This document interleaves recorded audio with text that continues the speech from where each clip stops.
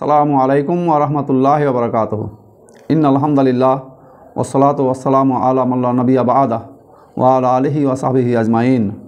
আউযু বিল্লাহি মিনাশ শাইতানির রাজিম। বিসমিল্লাহির রহমানির রহিম। আলাম নাশরাহ লাকা সাদরাক ওয়া ওয়াজানা আনকা বিজরাক আল্লাযী আনকাযা জাহরাক ওয়া রাফা'না লাকা যিকরাক ফা ইন্নামাল ইউসরি ইউসরা ইন্নামাল উসরি ইউসরা ফাইজা ফারাগতা ফানসাব ওয়া ইলা রাব্বিকা ফারগাব। সম্মানিত দেশ বিদেশের দর্শক এবং শ্রোতামণ্ডলী, যেখান থেকে শুনছেন বা দেখছেন তাদের সকলের মঙ্গল কামনা করে আমি আজকের এই দার্সে কুরআন আলোচনা শুরু করছি। মহান আল্লাহ রাব্বুল আলামিনের শুকরিয়া আদায় করছি, যিনি আমাদেরকে এই প্রোগ্রামে অংশগ্রহণ করার তৌফিক দান করেছেন। সেই মহান আল্লাহর দরবারে আবারও শুকরিয়া আদায় করি, আলহামদুলিল্লাহ। অথবা দরুদ ও সালাম শান্তির ধারা বর্ষিত হোক শেষ নবী হযরত মুহাম্মদ মুস্তাফা সাল্লাল্লাহু আলাইহি ওয়াসাল্লামের প্রতি। আল্লাহুম্মা সাল্লি আলাইহি আল্লাহুম্মা বারিক আলাইহি। প্রথমে আমি শাব্দিক অনুবাদ আয়াতের পেশ করব। এই অনুবাদের পর তার উপরে কিছু আলোচনা করার নিয়াত নিয়েছি। আল্লাহর দরবারে দোয়া করি সে নিয়াত যেন পূর্ণ হয়। ওমা তৌফিকি ইল্লা বিল্লাহ। দয়াবান মেহেরবান আল্লাহর নামে শুরু করছি। আলাম নাশরাহ লাকা সাদরাক, আমি কি আপনার বক্ষ উন্মুক্ত করে দিইনি? ওয়া ওয়াজানা আনকা বিজরাক, আমি লাঘব করেছি আপনার বোঝা। আল্লাযী আনকাযা জাহরাক, যা ছিল আপনার জন্য অতিশয় দুঃসহ। ওয়া রাফা'না লাকা যিকরাক, আমি আপনার আলোচনাকে সমুন্নত করেছি। ফা ইন্নামাল উসরি ইউসরা ইন্নামাল ইউসরি ইউসরা, নিশ্চয় কষ্টের সাথে স্বস্তি রয়েছে, নিশ্চয় কষ্টের সাথে স্বস্তি রয়েছে। ফাইজা ফারাগতা ফানসাব, অতএব যখন অবসর পান পরিশ্রম করুন। ওয়াইলা রাব্বিকা ফারগাব, এবং আপনার পালনকর্তার প্রতি মনোনিবেশ করুন। এ হচ্ছে সরল বাংলা অনুবাদ আপনাদের সামনে পেশ করলাম। এ সূরা নাজিল হয়েছে মক্কায়, অর্থাৎ এটি মক্কি সূরা। এতে আয়াত রয়েছে 8টি, একটি রুকু এবং শব্দ 27টি আর অক্ষর আছে 103টি। কোরআন মাজিদের এটি 94 নম্বর সূরা। আমরা এই 94 নম্বর সূরা আলোচনা করার সাথে সাথে এর আগে সূরা আদ-দুহা যে নাজিল হয়েছিল তার আলোচনা আমরা পেশ করেছি। কোরআন মাজিদের যে সূরাগুলো নাজিল হয়েছে তার মধ্যে এই সূরা আল নাসরাহ, আল ইনসিরাহ বা আলাম নাসরাহ, দুটো নামেই পরিচিত। তো আমরা সূরা আদ-দুহা নাজিলের পরেই বা সমসাময়িক সময়ে এই আলাম নাসরাহ এই সূরাটিও নাজিল হয়েছে। তাহলে এই সূরার বিষয়বস্তু মূল উদ্দেশ্য হচ্ছে নবী সাল্লাল্লাহু আলাইহি সাল্লামকে সান্ত্বনা দেওয়া।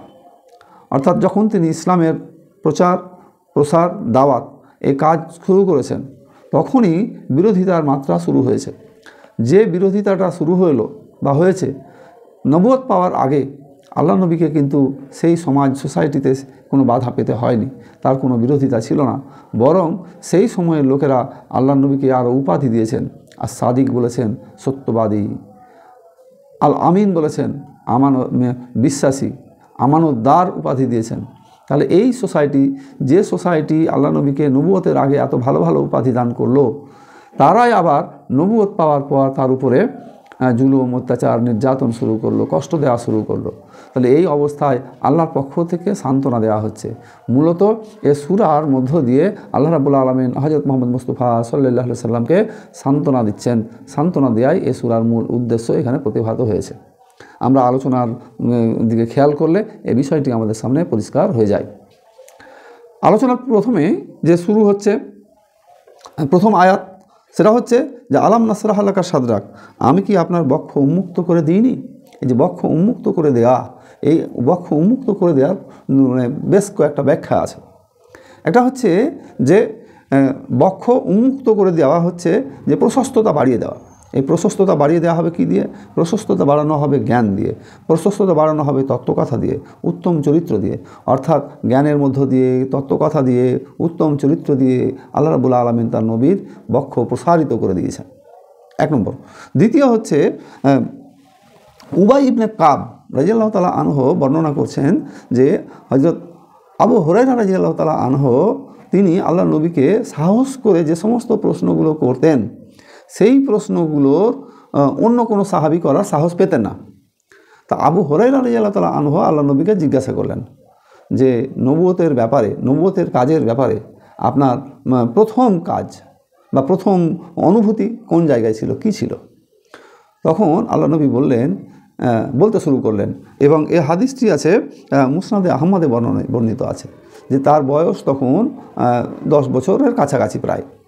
এরকম একটা সময়ে দুজন লোক তার কাছে এলো, এবং এইরকম সুন্দর লোক সে তৎকালীন সোসাইটিতে আর দেখেনি। আল্লাহ নবী এরকম সুন্দর লোক শুভ্র পোশাকের দেখেননি। তাদের শরীর থেকে ঘ্রাণ আসছিল, যে ঘ্রাণ আল্লাহ নবী তার আগে কোথাও কারো কাছ থেকে পাননি। তাহলে এরকম দুজন লোক তাকে ধরে নিয়ে একটা নিরিবিলি জায়গায় গেল। তো আল্লাহ নবী বলছেন, যখন তারা আমার 2 বাহু ধরে নিয়ে গেল, তখন আমি অনুভব করতেই পারছি না যে তারা আমার বাহু ধরে আছে, অথচ তারা আমাকে নিয়ে গেল। তখন দুজনের একজন বলাবলি করছেন যে ইনি কি সেই জন? অন্যজন উত্তর দিচ্ছেন যে হ্যাঁ, ইনি সেই। তারপর আল্লাহ নবী বর্ণনা দিচ্ছেন যে তারপর আমাকে নির্জন একটা জায়গায় শুইয়ে দেওয়া হলো।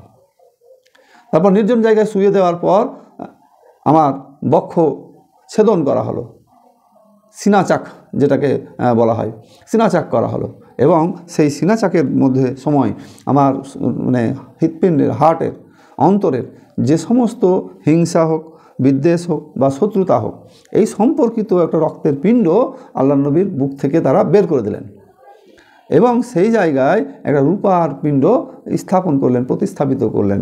এই রূপার পিণ্ডটা আসলে বলা হয় মায়া, স্নেহ, অনুগ্রহ দিয়ে পরিপূর্ণ করা হলো। তারপর আবার যখন এই প্রক্রিয়া সম্পন্ন হলো, ডান পায়ের বুড়ো আঙুলে ঠোকা দিয়ে তাকে আবার পাঠিয়ে দেয়া হলো। আল্লাহ নবী বলছেন, সেইখান থেকে বাড়ি আসার পথেই যখনই আমি দেখেছি ছোট ছোট ছেলে মেয়েদেরকে, তখন তাদের উপরে আমার মায়া হয়েছে। যখন রাস্তায় বড়দের দেখেছি, তাদের প্রতি আমার শ্রদ্ধা ভক্তি তৈরি হয়েছে। তাহলে এই ঘটনা আল্লাহ নবী হযরত মুহাম্মদ মুস্তাফা সাল্লাল্লাহু আলাইহি সাল্লাম বর্ণনা করলেন, এবং এইটি বর্তমানে তাফসির ইবনে কাসিরে এই রিওয়ায়াতটি বর্ণনা করা হয়েছে মুসনাদে আহমদের রেফারেন্স দিয়ে।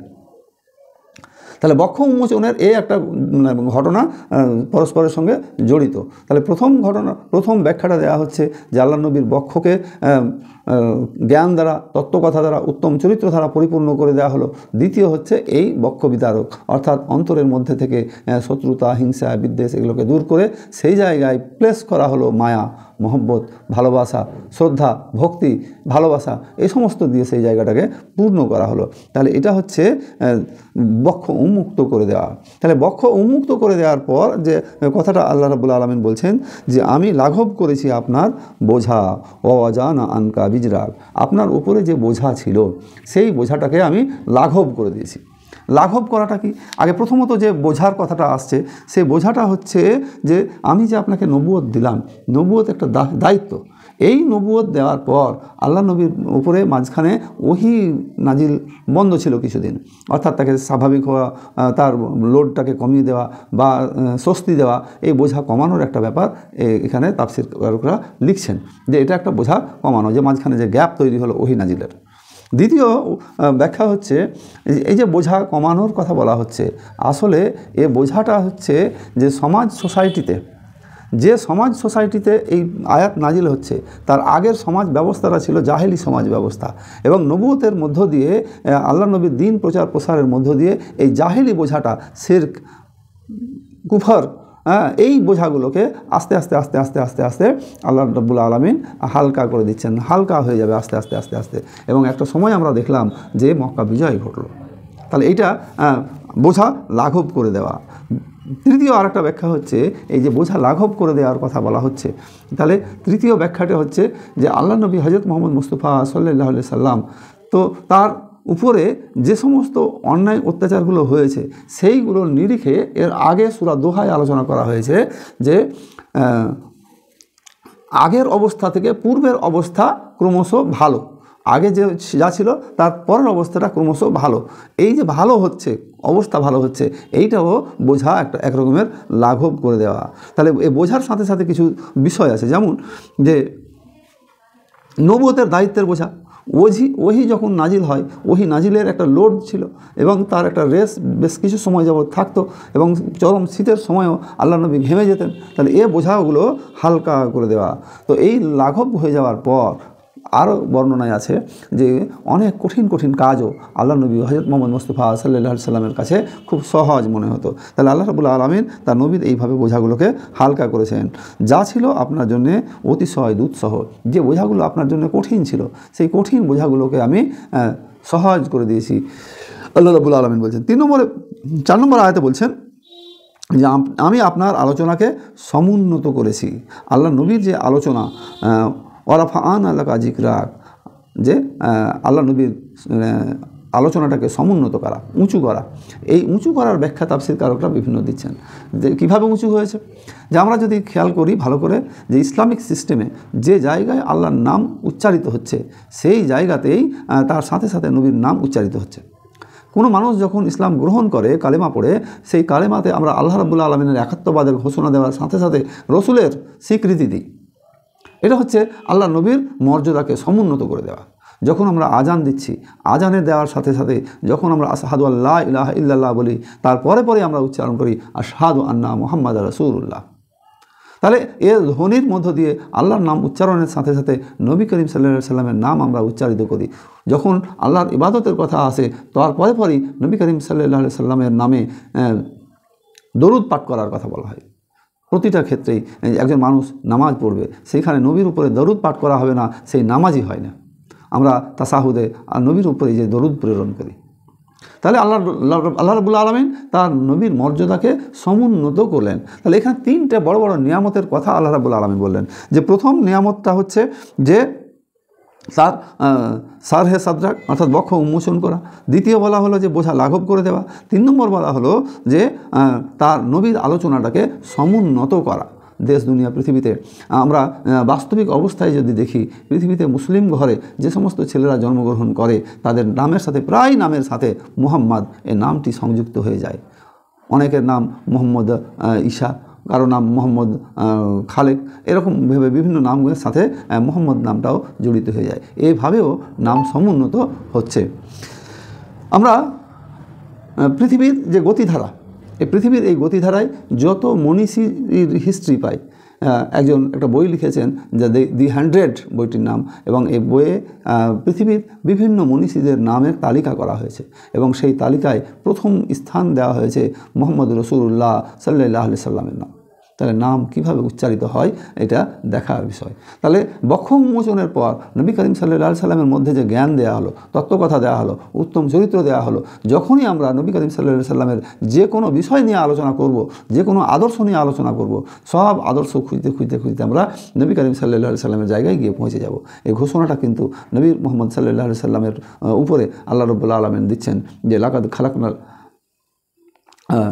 যে হে নবী, আমি আপনার চরিত্র উন্নত পুত পবিত্র চরিত্রের উপরে আপনাকে প্রতিস্থাপিত করেছি। তাহলে নবীর চরিত্র, পুত পবিত্র চরিত্র, সব বিষয়ে তিনি আদর্শ। তাহলে নবীর যে আলোচনাকে সমুন্নত করা, এই সমুন্নত করার আরও একটা বড় এভিডেন্স, প্রমাণ আল্লাহ রাব্বুল আলামিন কোরআন মাজিদে দিয়ে রেখেছেন। সেটা হচ্ছে যে হে ঈমানদার লোকেরা, হে ঈমানদার লোকেরা, তোমরা নবীর উপরে সালাম প্রেরণ করো। আল্লাহর পক্ষ থেকে সালাম দেওয়া হয়, ফেরেশতাদের পক্ষ থেকে দেওয়া হয়, তোমরাও তার উপরে সালাম, শান্তি, দরুদ পেশ করো। তাহলে প্রতিটা জায়গায় নবী করিম সাল্লাল্লাহু আলাইহি সাল্লামের মর্যাদাকে সমুন্নত করা হয়েছে। এরপরই বলা হচ্ছে যে কষ্টের সাথে স্বস্তি রয়েছে, কষ্টের সাথে স্বস্তি রয়েছে। আল্লাহ রাব্বুল আলামিন এখানে বলছেন যে ফাইন নামাল উসরে ইউসরা, ইন নামাল উসরে ইউসরা। এখানে দ্বিগুণ, মানে ডাবল শব্দ ব্যবহার করে দুবার একই বিষয়ে আলোচনা করে এর গুরুত্ব মর্যাদাকে অনেক বাড়িয়ে দেওয়া হয়েছে, গুরুত্ব বাড়ানো হয়েছে, মর্যাদা বাড়ানো হয়েছে। আর কষ্টের সাথে সাথে স্বস্তি রয়েছে। আমরা দেখি যে যখনই কোনো কাজ করি সেই কাজের সাথে যেমনই কষ্ট থাকে, কষ্টের পরে পরেই একটা স্বস্তির আভা থাকে। আমরা দেখি যে রাত যত গভীর হয়, সূর্য উদয়ের সময় শুভে সাদেক প্রভাত তত ঘনিয়ে আসে। যখন প্রসব বেদনা বেশি ওঠে, তখনই আমরা তার পরে পরেই দেখি একটা ফুটফুটে সন্তান পৃথিবীতে ভূমিষ্ঠ হয়। যখনই জুলুম, অত্যাচার, নির্যাতন বেড়ে যায় দুনিয়ায়, তখনই তার পরে পরেই বিপ্লবের আওয়াজ এমন প্রতিধ্বনিত হয় যে জালেমরা আর টিকে থাকতে পারে না। তাহলে এইখানে আমরা এই আয়াতকে এই জায়গাটা খেয়াল রাখতে পারি যে কষ্টের সাথে সাথেই রয়েছে স্বস্তি। আমরা বিভিন্ন দেশের দিকে তাকাই, যে শাসকগুলো জালেমের ভূমিকায় অবতীর্ণ হয়েছে, তাদেরকে জনগণের রোষে, জনগণের আবেগে, জনগণের ক্রোধে তারাকে শাসন ক্ষমতা ছেড়ে দিতে হয়েছে, দেশ ছেড়ে পালিয়ে যেতে হয়েছে। আমরা অনেক উদাহরণ দিতে পারি, বাংলাদেশের দিতে পারি, নেপালের দিতে পারি, শ্রীলঙ্কা দিতে পারি। এই ঘটনাগুলো আমাদের সামনে ঘটল। তাহলে কষ্টের সাথে সাথেই স্বস্তি রয়েছে। তাহলে যে সমস্ত মজলুমরা যারা কষ্ট পেয়েছেন, তারা এই স্বস্তির হাসি হাসতেই পারেন যে আজ জালেম বিদায় নিয়েছে, আজ জালেম বিদায় নিয়েছে।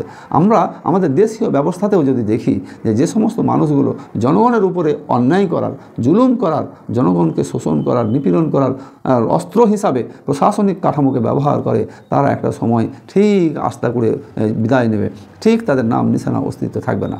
ইতিহাসের পাতার দিকে আমরা যদি তাকাই দেখি, ইয়াজিদ যখনই ইমাম হুসাইনদের উপরে অত্যাচার করেছে, ইমাম হুসাইনদেরকে শাহাদাত বরণ করানো হয়েছে, তারপরে পরেই ইয়াজিদ কিন্তু বেশি দিন টিকে থাকতে পারেনি ক্ষমতায়। 6 মাসের মধ্যেই তার পতন ঘটেছে। তাহলে ইতিহাস সাক্ষী। তাহলে কষ্টের পরে পরেই আছে স্বস্তি। আল্লাহ নবী হযরত মুহাম্মদ মুস্তাফা সাল্লাল্লাহু আলাইহি সাল্লামের নবুয়তের যে ইতিহাস, নবুয়তের প্রথম পর্যায় থেকে শুরু করে এমন একটা সিচুয়েশন মক্কায় তৈরি হলো যে আল্লাহ নবী আর মক্কায় থাকতে পারলেন না, হিজরত করে তাকে মদিনায় চলে যেতে হলো। মদিনায় যাওয়ার পর মাত্র 8 বছরের ব্যবধানে তারা মক্কা বিজয় করলো। এই যে কষ্টের সাথে সাথে স্বস্তি, এই কষ্টের সাথে সাথে স্বস্তির কথাটা আমরা ঐতিহাসিকভাবে, শরীয়তের আলোকে সমস্তভাবে এই বিষয়গুলো আমরা দেখতে পাই।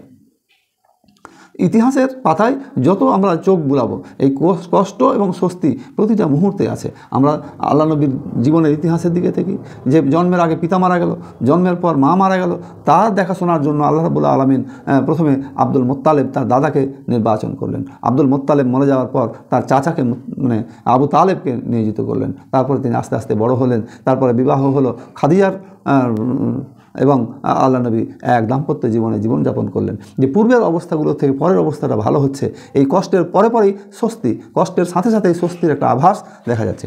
আজও আমরা বহু শিক্ষিত ছেলে যারা চাকরি পাচ্ছে না, তারা কষ্ট করে পড়াশোনা করেছেন, আল্লাহর উপরে ভরসা রাখুন, আল্লাহর কাছে চান, আল্লাহ নিশ্চয়ই আপনাদের এই কষ্টের মর্যাদা স্বস্তি দেবেন। যারা অন্যায় অত্যাচারে নিপীড়িত হয়ে আছেন, আল্লাহর কাছে, আল্লাহর উপরে ভরসা করুন, আল্লাহকে বলেন যে আল্লাহ আমার এই কষ্টটা লাঘব করে দাও। আল্লাহ কষ্টের পরে পরেই আপনার কষ্টকে দূর করে দেবে। আপনি শুধুমাত্র আল্লাহ রাব্বুল আলামিনের উপরে ভরসা রাখেন, আল্লাহর কাছে চান, ধৈর্য ধারণ করেন। তাহলে এ ঘোষণা কোরআন মাজিদের আয়াত দিয়ে দেওয়া হচ্ছে যে ফাইন্নামাল ইউসরি ইউসরা ইন্নামাল ইউসরি ইউসরা।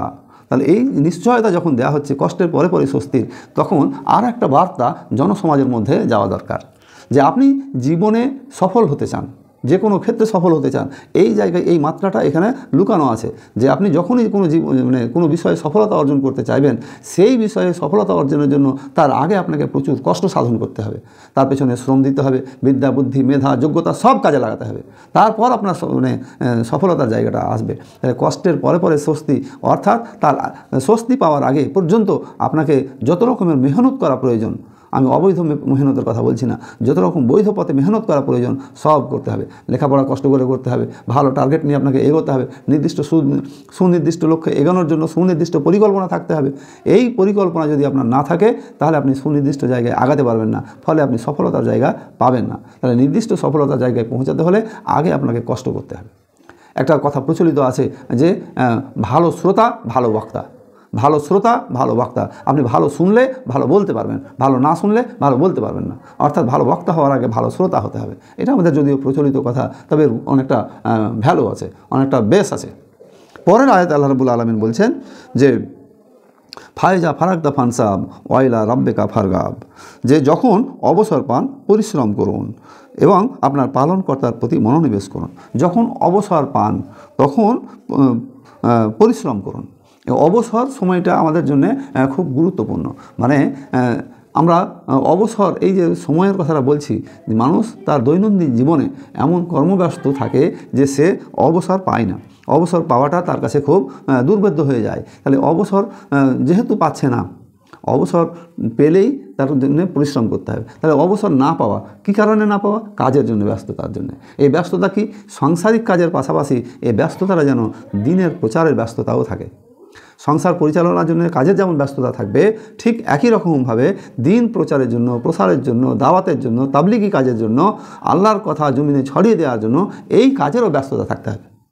তাহলে এই কাজের ব্যস্ততা আর সাংসারিক জীবনের ব্যস্ততা, এই ব্যস্ততার ফাঁকে ফাঁকে পরিশ্রম করুন, অর্থাৎ তাসবিহ তাহলিল করুন, আল্লাহর কাছে চান, জিকির আজগার করুন, তওবা ইস্তেগফার করুন। এইটা কেন? এই পরিশ্রমটা কেন? যে এই কাজগুলোর মধ্য দিয়ে আপনি মেহনত করার যে শক্তি, এই শক্তিটা অর্জন করবেন। আপনি যখন আল্লাহর কাছে দোয়া করবেন প্রশান্ত চিত্তে, তখন আপনার মনের মধ্যে একটা শক্তি তৈরি হবে যে আল্লাহর কাছে চেয়েছি, আল্লাহ আমাকে নিরাশ করবে না। তাহলে যে কোনো কাজের মূল শক্তির উৎস, মূল শক্তি, আপনি যে কোনো কাজ করবেন, এই মূল শক্তিটা হচ্ছে আল্লাহ রাব্বুল আলামিনের দেওয়া নিয়ামত। এই নিয়ামতটা হচ্ছে যে আপনি আল্লাহকে যত বেশি স্মরণ করবেন, আল্লাহ আপনার ক্ষমতা, ধৈর্য ধারণ ক্ষমতা, আপনার সফলতা তত বেশি দেবেন, তত কাছিয়ে দেবেন। তো এইটা হচ্ছে সফলতা পাওয়ার একটা জায়গা। এরপর বলা হচ্ছে যে আপনার পালনকর্তার প্রতি মনোনিবেশ করুন, অর্থাৎ আল্লাহর জিকির করুন, দোয়া করুন, তাহাজ্জুদ আদায় করুন, নফল নামাজ পড়ুন, বেশি বেশি করে তাসবিহ তাহলিল করুন, আল্লাহকে স্মরণ করুন। আপনি এই কাজগুলো করুন। তো এই কাজ, এই আলোচনাতে একটা হাদিস আল্লাহ নবী হযরত মুহাম্মদ মুস্তাফা সাল্লাল্লাহু আলাইহি সাল্লাম যে মুসনাদে আহমদে বর্ণনা করা হয়েছে। যদিও এই হাদিস, এই ঘটনা সম্পর্কে বর্ণনা করতে গিয়ে বলা হচ্ছে যে আল্লাহ নবী আল্লাহ রাব্বুল আলামিনের কাছে জানতে চাইলেন। তো আল্লাহ নবী বলছেন যে এটা না জানতে চাইলেই বেশি ভালো হতো। তখন আল্লাহ নবী এই হাদিসটি বর্ণনা করেছেন ইবনে হাতেম বর্ণনা করেছেন, এবং এটিও মুসনাদে আহমদে আছে। তাহলে বর্ণনা করতে গিয়ে আল্লাহ রাব্বুল আলামিনের নবী আল্লাহকে বলছেন যে দাউদ আলাইহিস সালামকে ক্ষমতা দেওয়া হয়েছিল পাহাড় বিদীর্ণ করার, সুলাইমান আলাইহিস সালামের অধীনে বাতাসকে করে দেওয়া হয়েছিল, ঈসা আলাইহিস সালামকে ক্ষমতা দেওয়া হয়েছিল মৃতকে জীবিত করে দেওয়ার। তাহলে আল্লাহ নবী বোঝাতে চাইছেন তাহলে আমার এটা কি, আমার মজেজাটা কি? তখন এই কতগুলো প্রশ্ন আল্লাহ রাব্বুল আলামিন আল্লাহ নবীকে জিজ্ঞাসা করলেন। বললেন যে প্রথম কথা হচ্ছে যে আমি কি তোমাকে ইয়াতিম হিসাবে পাইনি? আল্লাহ নবী তখন বললেন যে হ্যাঁ, ইয়াতিম অবস্থায় আমি ছিলাম। তারপরে বলা হলো যে তুমি কি পথভ্রষ্ট ছিলে না? তারপরে আমি তোমাকে সঠিক পথের দিশা দিলাম, অর্থাৎ নবুয়তের মধ্য দিয়ে তোমাকে নবুয়তের জ্ঞান দান করলাম। আল্লাহ নবী বললেন যে হ্যাঁ, দেওয়া হয়েছে। তারপর বললেন যে তুমি কি দারিদ্র অবস্থায় জীবন অতিবাহিত করোনি? আল্লাহ নবী বললেন হ্যাঁ, দরিদ্র অবস্থায় জীবন অতিবাহিত করেছি। তারপরে তোমার বক্ষকে প্রশস্ত করে দিইনি? যে বক্ষ প্রশস্ততা করার কথা আলোচনা করছি, এই আলোচনা করতে গিয়ে এই বিষয়টা চলে আসছে যে যখনই আল্লাহ রাব্বুল আলামিন এই কথোপকথন নবী করিম সাল্লাল্লাহু আলাইহি সাল্লামের সাথে করছেন, তখন আবার স্মরণ করানো হচ্ছে যে সুলাইমান আলাইহিস সালামকে বাতাস নিয়ন্ত্রণের একটা ক্ষমতা দেওয়া হয়েছিল, মৃতকে জীবিত করতে পারতেন ঈসা আলাইহিস সালাম, পাহাড়কে বিদীর্ণ করতে পারতেন দাউদ আলাইহিস সালাম। ঠিক তেমনভাবে আমি তোমাকে যে সম্মান দিয়েছি, তোমার নাম সমুচ্চার তোমার আলোচনা সমুন্নত করেছি, অর্থাৎ নবীর নাম সমুন্নতভাবে আলোচনা করা হয়েছে। এবং এই কথা স্মরণ করিয়ে দিয়ে বলা হচ্ছে যে এখন তোমার কাজ হচ্ছে ওয়াইলা রাব্বিকা ফারগাব, তুমি তোমার রবের প্রতি মনোনিবেশ করো। তাহলে আল্লাহ রাব্বুল আলামিনের প্রতি মনোনিবেশ করলেই সমস্ত কাজের শক্তি, আন্তরিক শক্তি তোমার মধ্যে তৈরি হবে। তাহলে এই আলোচনার দ্বারা আমি যে শেষ পর্যায়ে এসে যেটা বোঝাতে চাইছি যে সূরা নাজিল হয়েছিল মূলত আল্লাহ নবীকে সান্ত্বনা দেওয়ার জন্য। সেই সান্ত্বনার বাণী হিসাবে যে সমস্ত ঘটনাগুলো এখানে বর্ণনা করা হলো এবং তাফসীরকারকরা যে সমস্ত কথাগুলো বলেছেন, তার শেষ পর্যায়ে এসে যে উপদেশ করা হচ্ছে তা হচ্ছে আল্লাহর প্রতি মনোনিবেশ করা, অর্থাৎ শয়নে স্বপনে ওঠা বসা সব জায়গায় যখনই আপনি অবসর পাবেন তখনই আল্লাহকে স্মরণ করেন এবং আল্লাহর প্রতি জিকির করেন, দোয়া করেন, ইস্তেগফার করেন এবং দিন প্রচারের কাজে নিজেকে আত্মনিয়োগ করেন। দিন প্রচারের কাজে আত্মনিয়োগের মধ্য দিয়েই আল্লাহ রাব্বুল আলামিন কষ্টের সাথে সাথে আপনাকে সফলতা দান করবেন এবং দুনিয়াবী জীবন থেকে শুরু করে পারলৌকিক জীবন সব জায়গায় আপনি স্বস্তি পাবেন। আল্লাহ রাব্বুল আলামিন আমাদেরকে যেন সেই তৌফিক দান করেন এবং আল্লাহর এই যে আলোচনা, কোরআনের যে এই ফোর্স, এই কোরআনের ফোর্সকে সামনে রেখে আমরা যেন জীবনযাপন করতে পারি। আল্লাহ যেন আমাদের সবাইকে সেই তৌফিক দান করেন। আমিন। ও আখির দাওয়া আলহামদুলিল্লাহি রাব্বিল আলামিন।